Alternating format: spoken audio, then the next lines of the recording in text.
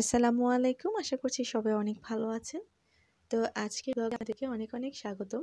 তো আজকে কিন্তু আপনারা আমাদের নতুন অতিথিদের সাথে আ আ পরিচয় হতে পারবেন।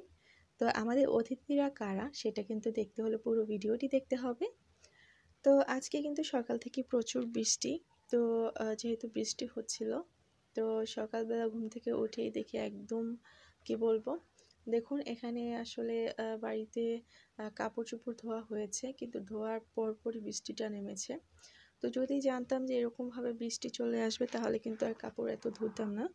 তো যেটা আসলে দরকার সেগুলোই ধুয়ে নিতাম। তো যাই হোক, প্রচুর পরিমাণে বৃষ্টি পড়ছে দেখেই অনেকে বুঝতে পারছেন।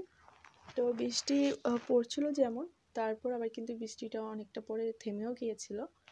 এর আগের বার কিন্তু আকাশ দেখা যায় অনেক মেঘাচ্ছন্ন ছিল আর অনেক ডেকেছিল, কিন্তু তারপরও কিন্তু তেমন করে কোনো বৃষ্টি হয়নি। তো আজকে কিন্তু তেমন একটা কোনো আকাশ ডাকছিল না, কিন্তু তারপরও মেঘাচ্ছন্ন হয়ে একদম বৃষ্টি, প্রচুর পরিমাণে পানি পড়ছে। তা আজকের বৃষ্টিতেই অনেক বেশি পানি পড়ছে। তো যাই হোক, আজকের সকালে কি রান্না করছি তেমন কিছু আসলে ভিডিওতে দেখানো যায় না, কারণ যেহেতু বাচ্চারা সাথে থাকে, যতটুকু পারি ততটুকুই শেয়ার করি।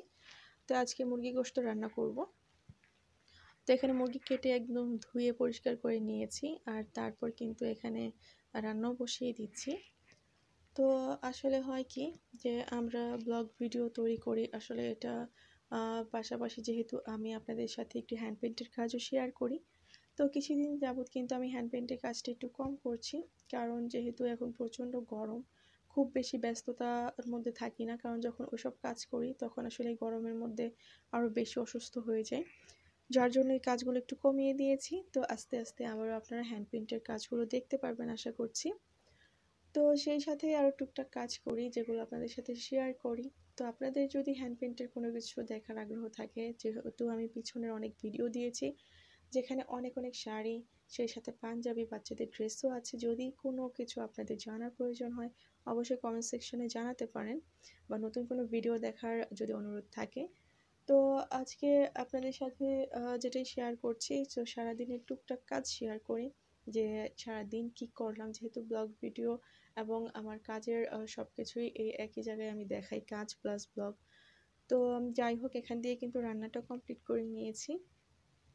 তো রান্না কমপ্লিট করার পর আমি যেহেতু বলেছি সকালে প্রচুর বৃষ্টি হয়েছে দেখতেই পেরেছেন, আর বৃষ্টিটা কিন্তু থেমেও গিয়েছিল, আর এদিক দিয়ে দেখা যায় গাড়িটা প্রচুর ময়লা হয়ে গেছে, আর গাড়িটা ধোয়ার দরকার ছিল। গাড়িটা কিন্তু আমার হাজব্যান্ডই ধোয়। তো উনি আসলে চাইলে পারেন যে একজন মানুষকে কিছু টাকা দিয়ে ধুয়ে নিতে, কিন্তু তারপরেও সবসময় উনি নিজের কাজটা নিজে করতেই বেশি পছন্দ করেন, যার জন্যে আসলে যখনই ময়লা হয় তখন তিনি যখন নর্মালি অল্প স্বল্প ময়লা হয় উনি নিজেই ধুয়ে নেন। তো তার জন্য আর লোক দিয়ে করান না। তার কাছে মনে হয় উনি যেভাবে করছে সেটা অন্য কেউ করবে না। তো অন্য কেউ হয়তো ভিতরে ময়লা থাকবে বা কিছু, ওগুলো সে পছন্দ করে না। তো এটাই ভালো, নিজের কাজটা নিজে করতে পারলেই ভালো। তো আমরা আসলে সবসময় ফাঁকিবাজিতে থাকি যে কোনটা আসলে মানুষকে দিয়ে করানো যায়, নিজে কোনটা কম করা যায়। তো নিজের কাজ নিজে করে এরকম মানুষ খুব কমই আছে। তো তার সাথে সাথে এখন একটু বিকেলবেলা, আর বিকেলে তো আমি একটু বাহিরে বের হই বাচ্চাদের নিয়ে। তো যারা আমার ব্লগ ভিডিও দেখেন তারা একটু জানেন। তো এখানে কিন্তু আমাদের বাসায় নতুন অতিথি এসেছে, সেটা বলেছি। নতুন অতিথিরা হচ্ছে এরাই। তো এদের ভিডিও আমি পরবর্তীতে দেবো ডিটেলসে। তো তাদের সাথে একটু বাহিরে বিকেলে আসলে ঘোরাঘুরি করি, ভালোই লাগে, বাচ্চাদেরও ভালো লাগে। আর বিকেলবেলা কিন্তু দেখা যায় বাচ্চাদের একটা নাস্তার দরকার হয়, সবসময় কিছু না কিছু বানিয়ে দিতে হয়। আজকে হচ্ছে বানিয়ে দিব প্যানকেক, যেটা হয়তো কলা দিয়ে বানাচ্ছি আজকে। কলা ছাড়া কিন্তু আমি আরও অনেক কিছু দিয়ে প্যানকেকটা তৈরি করে নিই, যেহেতু বাচ্চারা ফল ফ্রুট খেতে চায় না। আঙুর দিয়েও তৈরি করেছি, তার সেই সাথে যেহেতু আমের দিন আসছে আম দিয়েও করা যাবে। তো এখানে এটা হচ্ছে ম্যাঙ্গো এসেন্স। তো ম্যাঙ্গো এসেন্সটা হচ্ছে, এটা কেক তৈরির ক্ষেত্রে লাগে, যে কোনো খাবারের মধ্যে দেওয়া যায়, এটা খুবই ভালো। তো এখানে আমি কলাগুলো নিয়ে নিয়েছি। কলাগুলো যেহেতু পেকে গেছে বেশি পরিমাণে, তো এটা হচ্ছে গাছের কলা, তো ফেলে দেবো না। আর যার জন্য এমনিতে তো একটু বেশি নরম হলে খেতে চায় না, যার জন্য আমি একটু প্যানকেকই তৈরি করে নিচ্ছি।